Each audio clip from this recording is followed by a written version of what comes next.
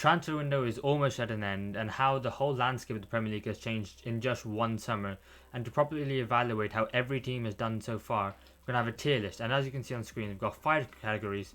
The first one being world class window for the team who've had a really amazing transfer window, transformative even if you could say.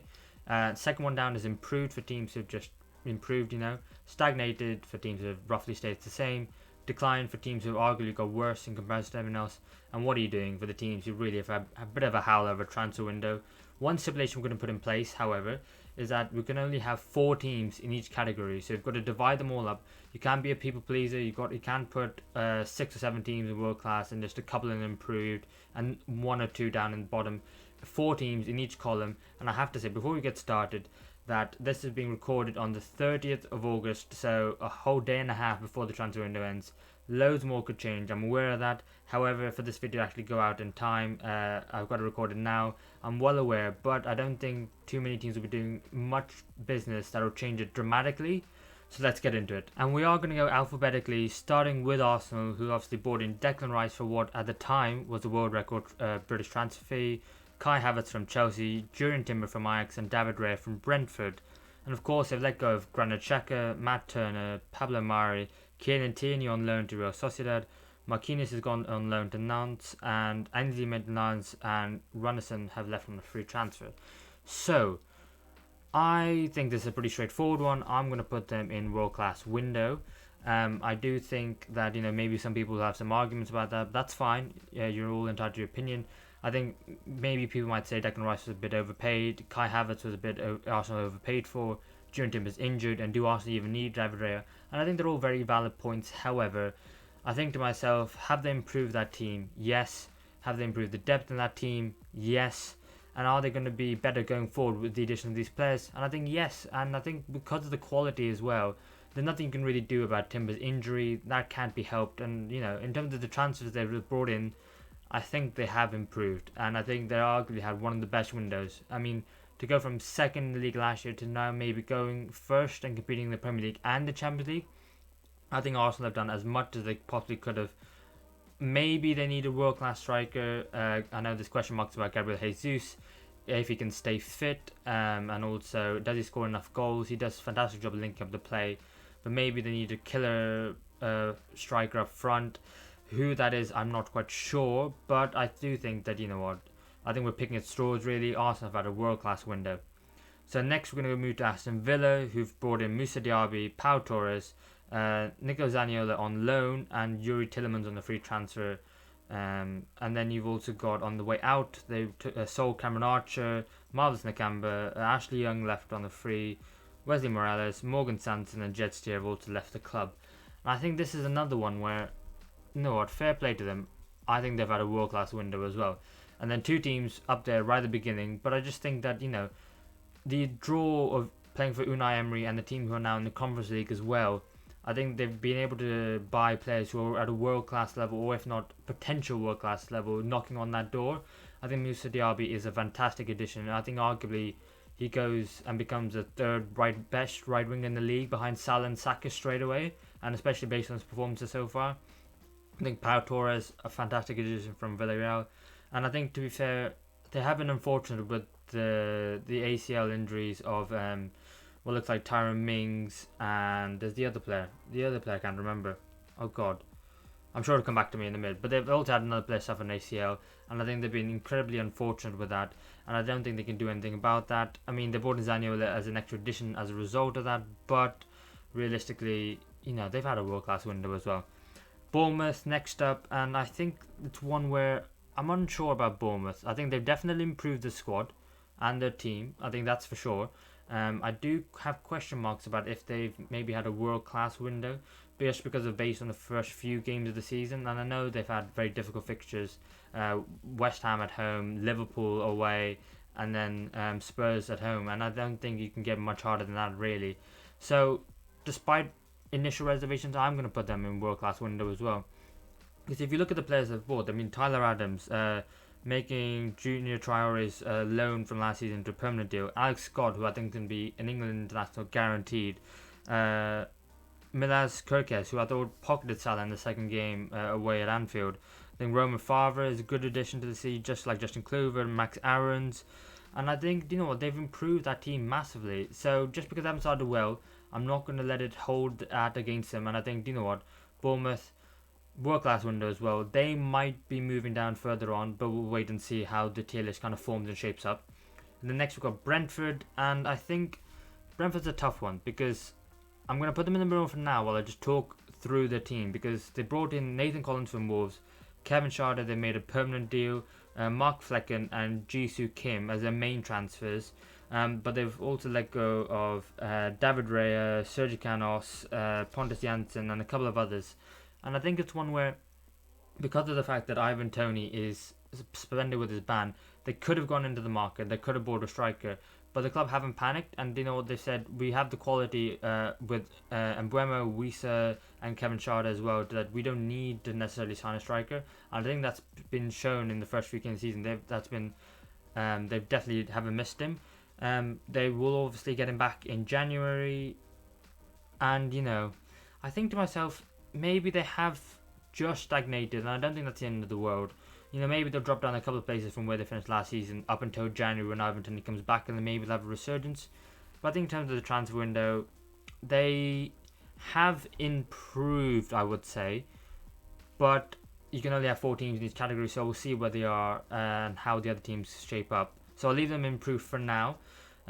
Next up we have Brighton, and I mean, I think guaranteed they have improved. I mean, if you look at the signings, João Pedro, Carlos Baleva, who's going to be replacing Moises Caicedo, Bart Verbruggen, Igor, James Milner and Mohamedou on a free transfer. They have like a Caicedo, which is a big miss to Chelsea, but for a British transfer record, I don't think Brighton can complain too much. Lexi McAllister to Liverpool. I think that's one where maybe they wanted more, but apparently there are add-ons to add in that deal as well. Robert Sanchez has gone to Chelsea. Aaron Connolly has left the club. Durs Ondev has left on loan. So on the whole, they have improved. They have gotten better. That midfield does have a few more question marks now, because as we've seen in the first few games of the season that Pascal Gross and Billy Gilmore have started there, and you know, James Milner starting at right back, Mohamedou, who is, you know, had started the first game but didn't really do well and they got dropped. So I think they've definitely improved the squad. I mean, with Europe especially, they're definitely going to be a force to be reckoned with. But Brighton, for me, easily, definitely improved. And I think that's one where they'll end up staying improved going forward. Next up, we have Burnley. And this is a tough one because our first newly promoted team. And obviously, I think the squad has definitely improved from where they were in the Championship last year. However, has it improved in comparison to everyone else? I think so. I'm going to put them stagnated just for now, because I think everyone kind of predicts Burnley to be either in the relegation zone or just kind of, you know, lower mid-table this season. And I think that's shown in the first 2 games. You know, I mean, obviously they had Man City and Aston Villa, 2 teams are going to be flying at the top of the table. But, you know, I think they have signed some good players. I mean, they signed a lot of players, actually. They signed Zekou Amdouni, James Trafford, of course, you can forget his Euros for the under-21s, Anne Ramsey from Aston Villa, Jordan Bayers, Sander Berg from Sheffield United, Wilson Gulliver, Dara O'Shea, Michael Ovefemi. They've also brought in Lawrence Vigouroux and Nathan Redmond on the free, as well as Braun Larson on loan from the Bundesliga. So I think it's one where they have improved. They have, no doubts about that. In comparison to everyone else, is the quality of the player better than the players that other teams have been buying? Yeah. I mean, it's okay, but I'm not quite sure. So I'm going to leave them stagnated for now. I think it's one where I want to leave room for improve for, I think, teams who maybe arguably done better in the window. So I'm going to leave them in stagnated for now. And then we're going to move on to Chelsea, who I'm really struggling with Chelsea because, first of all, I just needed to write down however many players they bought and sold this window because it's been so many. And I'm going to look at my notes for this, so bear with me. They've brought in Moises Caicedo, Romeo Lavia, Christopher Nkunku, Axel Disasi, Nicholas Jackson, Robert Sanchez, David Washington, Djordje Petrovic, Angelo, and then if you also include Levi Colwell and Ian Matson, who's come back from loan from Brighton and Burnley respectively. And then they've sold Kai Havertz, Mason Mount, Mateo Kovacic, Kalidou Koulibaly, Christian Pulisic, Edouard Mendy, Ruben Loftus-Cheek, Ethan Ampadu, Kepa Arrizabalaga has gone on loan to Real Madrid, N'Golo Kante, Aspilicueta, Abdulrahman Baba, Pierre-Emerick Aubameyang, Hakim Ziyech, David Fofana has also just gone on loan. Lewis Hall has gone on loan to Newcastle, but may be permanent after 1 year. And that is a lot of players. And I haven't even mentioned some of the youth players who I found, because there's just too many of them to mention. But if I look at the squad from last year to this year, it was very bloated. Players didn't want to be there. Too many high-earning players who didn't really care about the club. And now they've kind of gone for a more younger look. They've slimmed down the number of players, the first team players. Have they maybe potentially lost a bit of that Chelsea DNA, if you can call it that, with the likes of Mason Mount, Ethan Ampadu, and Lewis Hall leaving the club? Maybe. But you still got the likes of Levi Colwill, Conor Gallagher, Reece James, still at the club.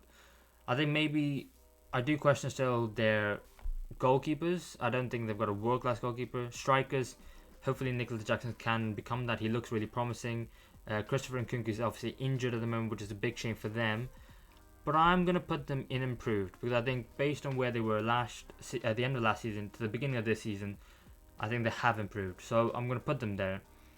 Next up, we move to Crystal Palace, who in comparison to Chelsea haven't done much at all. They signed in Mateus Franca and Jefferson Lerma from Bournemouth, and they've let go of Jack Butland, Wilfred Zaha, Luka Milivojevic, and James MacArthur has retired. And this is one where I think I'm going to be a bit harsh, and I'm going to go, what are you doing for Crystal Palace? And I think if there was any other manager in charge apart from Roy Hodgson, I think people will be looking at Crystal Palace and worrying a bit based on the just transfer windows alone, because of the fact that, you know, you're letting 3 or 4 good players leave the club and you're replacing with them 2. Wilfred Zaha was a key man. Obviously, it looks like Abiri Esse and also Michael Elise are going to take up the mantle. I think Jefferson Lerma was a fantastic addition to that midfield. And I think they've got, 6 or 7 good players in that starting 11. I do question their squad depth, and I think, honestly, if it wasn't for Roy Hodgson, anyone else would be having questions. So I think what are you doing is fine for now, but really I think what's going to happen next year when Roy Hodgson leaves, that's my big question to Crystal Palace fans.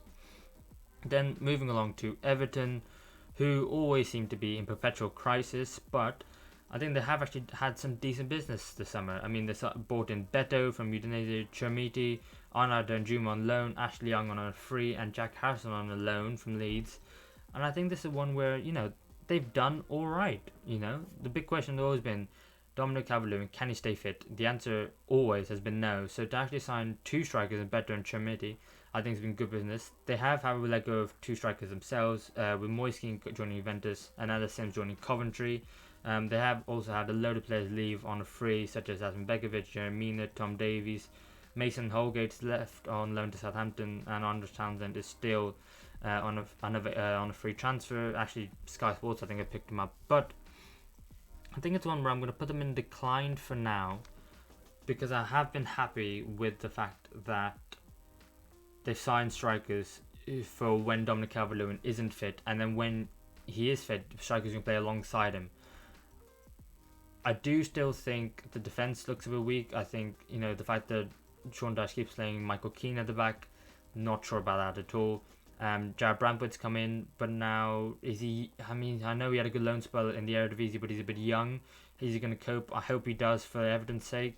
I think Nathan Patterson's had a bit of a tough start. James Coleman also going to come back. Ashley Young has looked okay, but not great. The midfield, Onana's been linked with moves away, and I think Everton look like they're going to keep him, which has been really good news for them. But Damari Gray is potentially off. Alex Iwobi in recent days has had numerous interest. So I think there's still players to come in, and I think they will. But I just think they haven't improved the squad as such. But I think there'll be teams who have done better business than them, so I'm going to keep them in decline for now. Alright, Everton fans, please don't hate me. Fulham. So the big one, obviously, for Fulham all summer has been Alexander Mitrovic moving on and going to Saudi Arabia. But along with that, they've also let go of Paulo Gazzaniga, Shane Duffy, Joe Bryan, Cabarro, Ivan Cavalier, and Stephen Sessegnon. So, and to replace those with Calvin Bassey, Timothy Castagne, Raul Jimenez, and Arbitrary has been decent business. I think if they kept Alexander Mitrovic, then, I think it would be a stagnating or an improved window. I think without Alexander Mitrovic, and at the time of recording, having not signed, a quality striker, I know Jimenez can be that, but ever since his injury, he hasn't been. So I'm going to put Fulham in decline, and they could be one which they might end up going further down as this tier list goes on. So we'll wait and see on that. Fulham fans, let me know what you think. I know it's been a bit of a weird transfer window. Liverpool next, and I don't really even know what to make of this as a Liverpool fan myself. There has been a midfield rebuild, with the likes of Naby Keita, James Milner, Alex Oxlade-Chamberlain leaving, Fabinho and Henderson being sold, bringing in the likes of Dominic Szoboszlai, Alex McAllister and Wataru Endo. But obviously you've also lost Roberto Firmino on the forward line, so that's made that a bit weaker. I wonder if you could rewind time and Jurgen Klopp could have the information he has now of this is how your transfer is going to go. You're not going to sign Moises Caicedo. You're not going to sign... who's the other one? Who's the other defensive midfielder for Southampton? Romeo Lavia. You don't get either of those, but you still sold Henderson and Fabinho. Would you instead, now know what you know, keep Henderson, keep Fabinho, only sign Szoboszlai and McAllister, and another centre-back perhaps? Would you take it? And I think that would be an interesting conversation to have. But for me, I think it's a bit harsh. But, I'm going to put Liverpool in declined. I think they have had that midfield rebuild. If it's good enough, 2 out of 3 I think are. We'll have to wait and see on Endo. He's definitely a short-term solution. But I think in the attacking sense, Liverpool look good. In the midfield, they look different, but I'm not sure if that's better or worse. And the defence, I think it's only getting weaker because of the fact that, it's a year more. And with that defence getting older with Van Dijk and Joel Matip. And they haven't signed any new blood. So I'm going to say declined. Maybe a bit controversial, but I think compared to everyone else, Liverpool have had a shocker of a transfer window. And that's not one you normally see. Next up, Luton Town. And again, our second newly promoted team, which is tough again because they've obviously improved their side with the likes of Ryan Giles, Tahith Chong, Mads Anderson, Marvelous Nakamba, Thomas Kaminski and Jacob Brown. They've also brought in Issa Kabori on loan from Man City, Ogbene and Ross Barkley on a free. And I think it's one where they have not declined Luton. They've gotten better. Have they got so much better? I'm not sure. So I'm going to say stagnated in comparison to everyone else. Have they improved the squad more than Everton and Fulham have? I think so. Yes. More than Liverpool? Yeah. Probably. From where they were starting to where they are now. And it is going to be one where they're going to struggle this year. But I think, with the transfer business, they can be happy. Moving on then to Manchester City. And obviously it's been... The main transfer has been 3 in and 3 out. I mean, 3 in of Josko Gvardiol, Jeremy Doku and Mateo Kovacic. And 3 out of Riyad Mahrez, Aymeric Laporte and Ilkay Gundogan. So again, this is another easy one for me, I think. I'm going to put Man City in decline. And maybe that's controversial. And maybe stagnated is a better answer. But actually, if you think about it, is Gvardiol better than Laporte? Is Kovacic better than Gundogan? Is Doku better than Mahrez? I think Doku has potential. He's different than Mahrez and what a Pep Guardiola normally goes for. But I think, he is not at this moment in time better than Riyad Mahrez was. Is Kovacic better than Gundogan? I think that's really close. I think Kovacic is different. But if you think about how clutch Gundogan was, captain of the club, I think there is going to be a slight downgrade. And then if you take Gvardiol in comparison to Aymeric Laporte, Laporte on his day could arguably be one of the best top 5 centre-backs in the league on his day, but he's never got that chance. I mean, Gvardiol, he looks incredibly promising. He is the future of centre-backs in the world, I'd say. But, he's not at the same level as Laporte, I don't think. Oh, that's very close as well. So maybe I'm being a bit harsh. Maybe I put Man City in stagnated. And I don't think as Man City fans, any of them should worry. When you're already the best team in Europe and you've won the treble, even if you stagnate or decline ever so slightly, you're still miles better than everyone else. Even Arsenal, and I'll put them in the world-class window. So, there we go. And then next, the other side of Manchester United, who brought in Rasmus Højlund, Mason Mount and Andre Onana. And on the way out, they've sold Anthony Langer, Fred, Alex Telles, Zidane Iqbal, Brandon Williams has gone on loan to the Championship, and they've released Phil Jones, Axel Tuanzebe and David De Gea. Now, Manchester United is another one I'm struggling with to really find a place, where they might fit. Because on one hand, they've signed that centre forward, they signed midfield reinforcements, and they've improved the goalkeeping position. However, on the other hand, you could argue they needed a out and out striker for now, ready to take them to the next level. They also need depth because Anthony Martial is still being relied upon to be the number nine, to be a number nine. Sorry, at Man United, even though he can never stay injury free. The midfield, it looks a bit too offensive at this moment in time, with the first choice being Bruno Fernandes, Mason Mount, and Casemiro, and arguably, without Fred, is it too attacking? You've got no defensive options, especially with Eriksen being the first midfielder off the bench. You haven't got a Casemiro backup either, and then if you look at the defense, obviously at this moment in time, Luke Shaw looks like he might be out. Marco Correa might be coming in on loan. They might be signing Pierre-Emerick Højbjerg on a permanent, maybe a temporary basis from Spurs.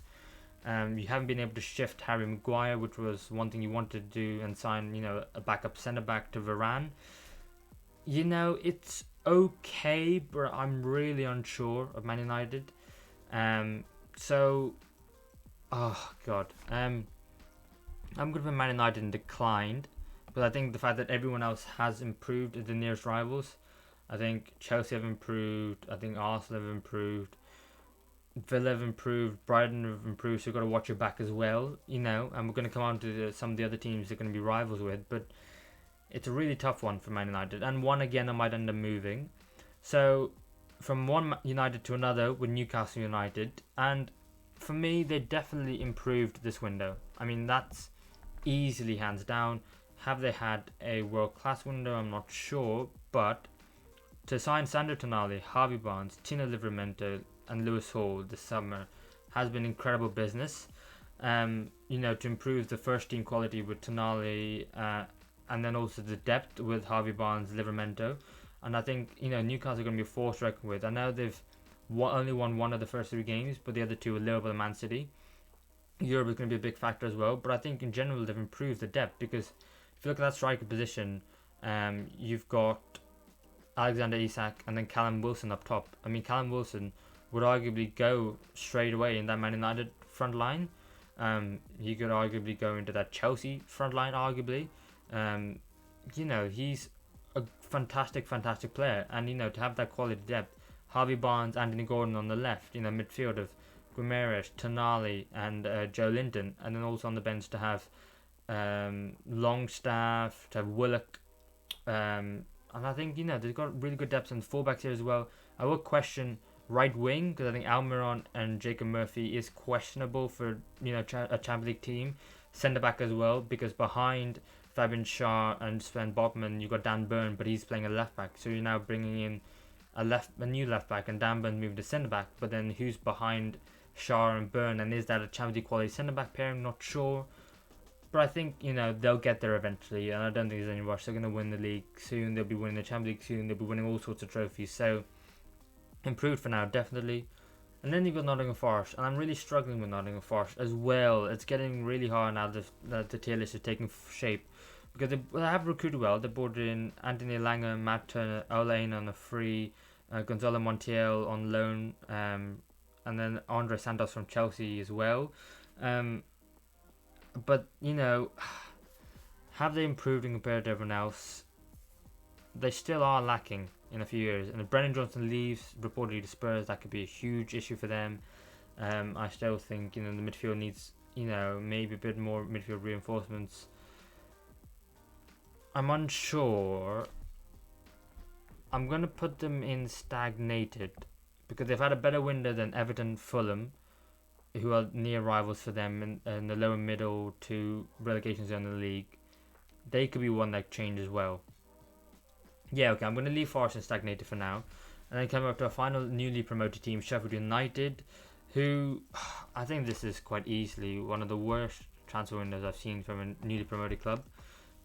You have had some questionable ones in the past with Norwich in recent years who haven't recruited well, and you just think to yourself, they're just going straight back down. And I think the same for Sheffield United. I mean, to let Iliman and Dye go which, had to be done because he's had 1 year left on this deal and he didn't look like he was going to sign a new one. Marseille were willing to pay money for him, and I think, the Blades had no chance but to sell him. I think they have signed well in Cameron Archer to replace him, Gustavo Hamer in midfield, Vinicius Souza, Austin Trusty, Benny Traore. They've also got Tom Davies and Yasser Larouci on free. It's tough, but I think, arguably they have not done well enough to stay in this league, and I think, they're going straight back down. Sorry, Sheffield United fans. I'm going to put them in what are you doing. And now towards the back end of our last three teams, we have Spurs, West Ham and Wolves. Starting off with Spurs, who, it's been a bit of a funny window because Harry Kane finally has left Tottenham Hotspur. I think it's the right decision to make. 1 year left, let him go to Bayern Munich, and the crucial thing is it's not a rival of Spurs, it's a team in Europe, so that's good. But then to bring in James Maddison, make Pedro Porro and Dejan Kulusevski a permanent transfer from their loans, signing Mickey van der Ven, Vicario, Alejo Velas, Ashley Phillips, Mano Solomon on free as well. I think they've improved as well. Or have they? Because without Harry Kane, Spurs really struggled from what I've seen in the recent games. I don't think Richarlison's up to it. They've improved the rest of the side. I mean, bringing in Yves Bissouma, Papi Sarr, I think it's really improved the midfield. And this is one where I'm really not sure anymore. Because we've said we're going to have 4 teams in each category. So, what am I going to do? Okay. I'm going to leave Spurs in stagnated for now. And then we're going to move on and we'll see how it comes with the last 2 teams. Because for me, West Ham have also, I think, stagnated. Which is why I'm struggling now. Because I think when they sell Declan Rice, I mean, for at the time a British transfer record fee, I think it was a fantastic bit of business. Get as much money as you can for him. But then to replace him with Hamakudos, Ethan Alvarez and James Ward-Prowse, and then also to bring in Kostas Mavropanos from Stuttgart, I think it's fantastic business. I don't think they've gotten better, per se, even though they've replaced Rice with those 3 players. But arguably, you could say they have. Yeah, you could say. You very well could say Declan Rice. Selling Declan Rice and buying those 3 players and Mavropanos has improved them. Because they're all good players in their own right. Okay, we'll come back to West Ham. Wolves, I think this is simple. What are you doing? Again, another abysmal transfer window from what I've seen. They bought in Mateus Cunha from Atletico Madrid, which they had to do, make his loan deal permanent. Boubacar Traore, they made a permanent from Metz. They brought in Tompkin, Matt Doherty. But it's really the outgoings that have really, curtailed Wolves. I think Ruben Neves, Nathan Collins, Conor Cody, Raul Jimenez, Ryan Giles, letting go of Moutinho, Adama Traore and Diego Costa on the free. I mean, as well, when Adama Traore is going to Fulham, who's one of your rivals. I think that's an easily what are you doing? And that's easy. So now we come to the end of the tier list. And we need to move to the teams in stagnated. So what I'm going to do is, I'm going to move Fulham down to what are you doing? Because of the fact that I think, selling Mitrovic, if they had made those additions and kept Mitrovic, I think it would be a stagnated to improved. But I actually think without Mitrovic, it's a what are you doing when that's finding a world-class, well, not a world-class striker, but a striker like Becker, like Everton have, which is why I'm willing to move Everton from there. So one of those 6 has to come down to declined. And I don't know which one. Man City have declined, but there's so little in it between Gvardiol and Laporte, Kovacic and Gundogan that I feel weird putting them down in declined. West Ham, I think they have just stagnated. And even if anything, potentially improved. So I'm not willing to move them down. This is tough.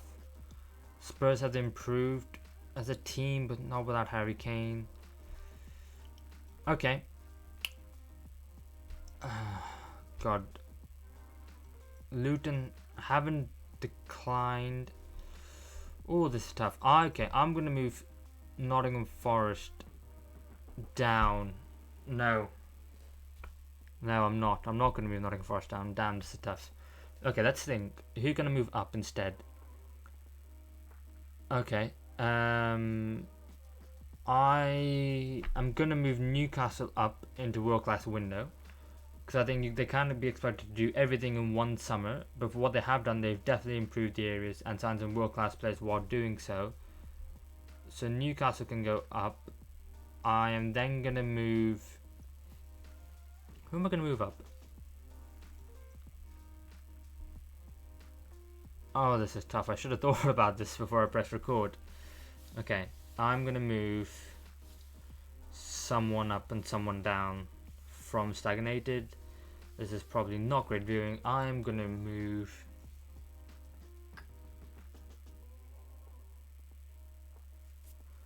If I do that and that.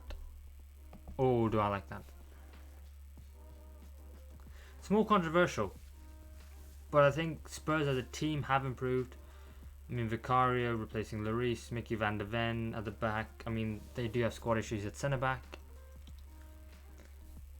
But that Basuma, Sarr, Madison midfield, I'm really like. Depth in the wide areas with Son, Perisic and Solomon, but maybe not up front and on the right. City arguably have declined, but only just. Okay. You know what? I'm not sure I like that, but I'm going to leave it because I don't think I can make my mind up. Please, guys, let me know what you think. Is there anything you'd like to move? I think there probably is. That's mine. Let me know what yours is in the comments below, and I'll see you in the next one.